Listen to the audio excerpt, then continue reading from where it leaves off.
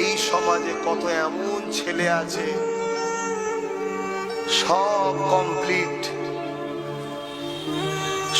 Complete, নাম টাম সব ঠিক, চাকরি প্যালেনের নামও এসে গেছে, একটা এমএলএ বা এমপি সইয়ের দরকার, 12 লাখ টাকা চাইছে।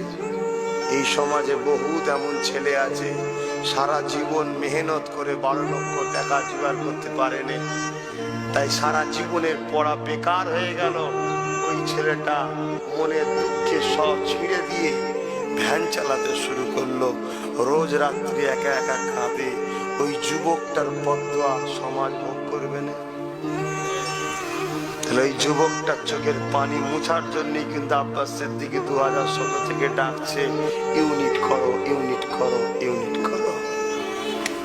তখন খুলে বললে, তোমরা আমাকে পাগল বলতে, কেন তোমরা অর্থাৎ এই মানুষ জাতি নবীকেও পাগল বলেছে, আর নবীর গোলামকে বলবে না? হতে পারে। কিন্তু আজ তোমরা হাড়ে হাড়ে বুঝতে পারছো যে আমাদের ভুল হয়েছে, ঠিক না বেটি? যদি বুঝতে পারো এখনো সময় আছে, কেন সূর্য ডোবে না এখনো। কথা বোঝা আসছে? এই আলোতে গুছিয়ে নাও।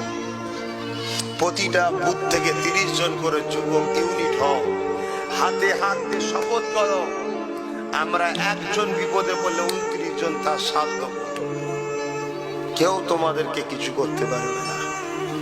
ভেবে দেখো।